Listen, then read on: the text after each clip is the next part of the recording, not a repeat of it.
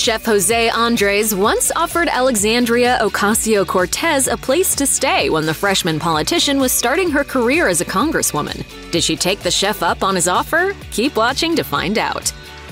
José Andrés' journey toward activism began with a 2010 phone call, as Andrés told Fast Company. Manolo Vilches, head of a Spain-based solar-powered stove company, was planning a humanitarian trip to Haiti to distribute solar-powered cooking equipment to citizens in the aftermath of an earthquake, and invited Andrés to join him. Over the years, Andrés had volunteered at soup kitchens in Washington, D.C., and even taught cooking classes in disadvantaged neighborhoods, so he jumped on the opportunity to help people on a larger scale. He spent 2 weeks in Haiti setting up more than a dozen solar-powered cooking setups throughout the island and teaching residents how to use them. When he returned, he met with Robert Egger, head of DC Central Kitchen, a charity that began by taking unused food from DC restaurants and feeding it to the city's homeless. Andrés proposed setting up an international iteration of the organization. Andrés' ebullient personality proved invaluable in raising money for this new venture, dubbed World Central Kitchen. He was adept at convincing wealthy donors and large corporations to part with their money for a worthy cause. We're going to bring a plate of food to as many people as we can, as quick as we can.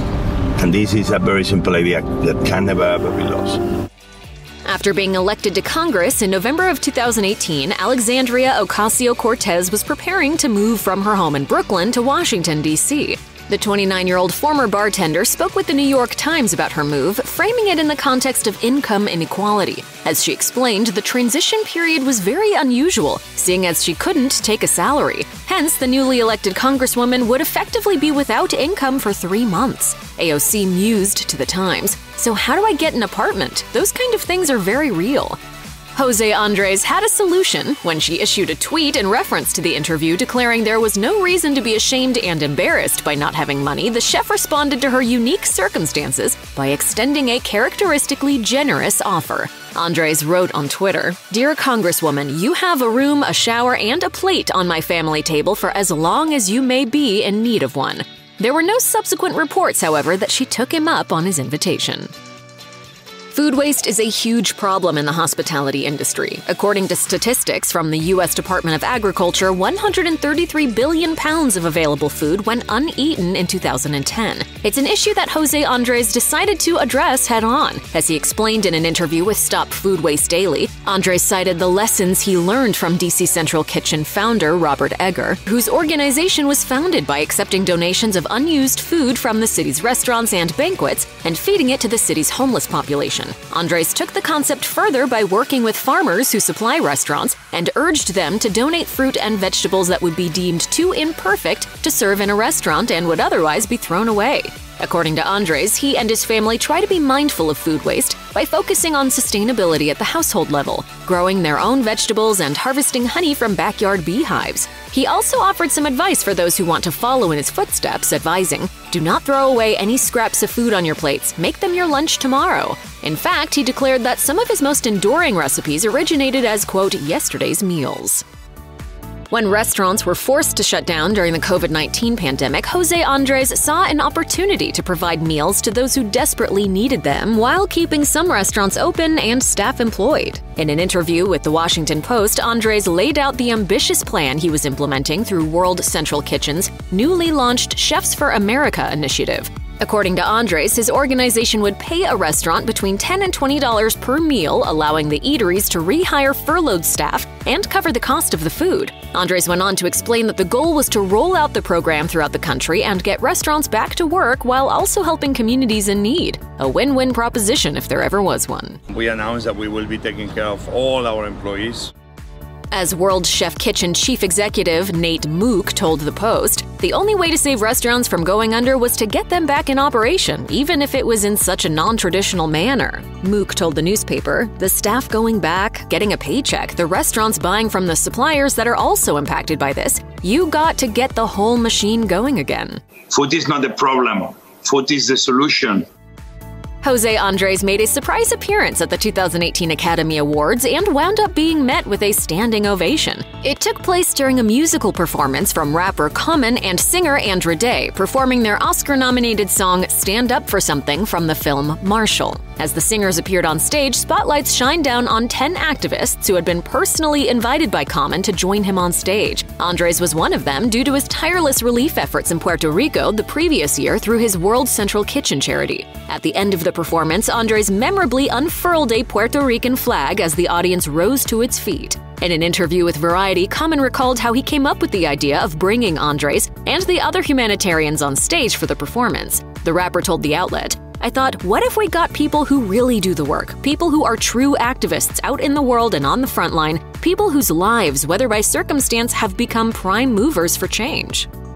A longtime resident of Washington, D.C., José Andrés has rarely been shy about expressing his political opinions, especially when they involve his humanitarian efforts. And while he's never publicly expressed any political ambitions, he's admitted that he's also not willing to entirely close the door on a potential future in politics. In an interview with Garden & Gun, the chef said, "You can never say no." He also revealed that politicians he knew were not thrilled at the prospect of running against the wildly popular celebrity chef in an election, explaining, "Some of them have contacted me. Are you serious? Are we going to have to compete with you?" Although he wasn't interested in politics at that moment, Andrés believes that every American, whether he or she holds elected office or not, should be thinking of what they'd like to achieve if they did have the power to make legislative changes. Andrés told Garden & Gun, "We all need to have thoughts about how to make a more perfect union. We should all be contributing in a meaningful way. The world is a much happier place when you contribute." There are few people on the planet whose knowledge of food can rival that of Chef José Andrés, yet he still believes he has much to learn. In a 2016 interview with GQ, Andrés said, "I spend my whole life traveling, eating, milking cows, making cheese, fishing, learning every aspect, and I still know nothing." Despite having amassed all that information, he admitted he believes one is never too knowledgeable or too old to stop learning new things, telling GQ, "I'm still in discovery mode. I consider myself still young. I'm a 47-year-old walking millennial." As an example of how much can be learned about things people assume they know all about, he cited the versatility of what is arguably the most basic ingredient there is: water. Andrés explained to GQ, "You can steam it, or you can boil it, or you can freeze it, and you can do different forms of ices and forms of frozen, and you can make croquettes, and you can make puff pastry. Water allows us to do anything." The world's central kitchen has earned a reputation for being able to mobilize immediately in the event of a natural disaster, which is precisely what happened when Puerto Rico was devastated by Hurricane Maria in 2017. José Andrés and his nonprofit were also on the ground in the Bahamas in 2019, after Hurricane Dorian cut a swath of destruction through the Caribbean. According to American University Radio, World Central Kitchen wound up serving more than 300,000 free meals in the Bahamas. One key lesson that Andrés has come to learn after responding to multiple disasters over the years is the importance of arriving at the scene early. In fact, as he told NPR, he and his team arrived in the Bahamas before the hurricane had entirely abated, facing heavy rainfall and 80-mile-per-hour winds. Andrés told the news outlet, "We are learning that pre-positioning yourself in a hurricane buys you precious time." Andrés also added that arriving 2 or 3 days after the event is often too late when people have lost everything and have no food. We have one mission. We need to feed anybody that is hungry and bring water to anybody that is thirsty, and make it happen now. In 2019, Chef José Andrés released a cookbook titled Vegetables Unleashed, part of his mission to elevate vegetables from a side dish to a meal's main attraction. Creating the cookbook, he explained to WBUR Radio, was his way of saying, "Hey, vegetables are here, we need to take them seriously, but don't be afraid of them. Vegetables are fun, they are mayhem, they like to misbehave."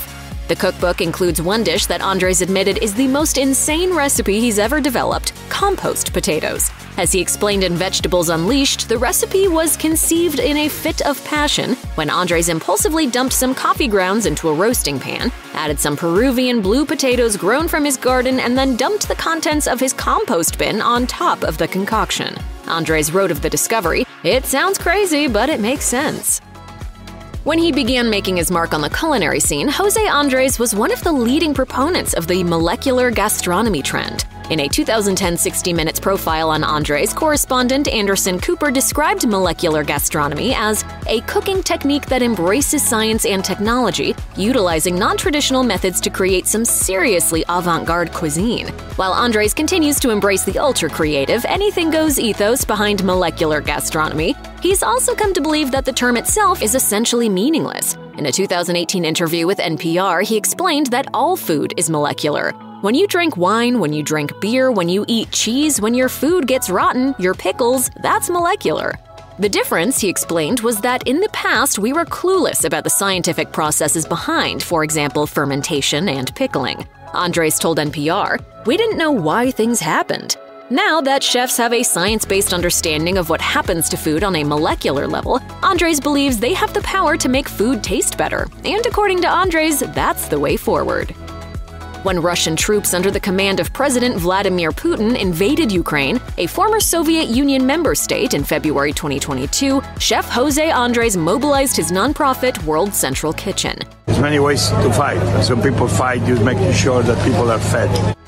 The group seeks to feed the planet's hungriest citizens in their most dire period of need. Andrés set up a massive sandwich construction and distribution operation in Lviv, Ukraine in March 2022. The chef and his team use quality, nutritious ingredients to provide decent sustenance, in this case packing sandwiches with fresh veggies, cheese, and 2 kinds of meat. Each day, the WCK turned out 10,000 sandwiches a day at a train station as refugees came into town. The remainder of the meals headed to local shelters. Andrés and company in Lviv additionally prepared 16,000 warm meals daily, consisting of pork, potatoes, and soup. They also set up satellite kitchens around Ukraine and in spots where refugees were headed, such as Romania, Poland, and Hungary. According to NPR, Andrés' team was on the scene in hundreds of spots across 12 Ukrainian cities and was handing out free food to those who needed it just a day after Russia invaded.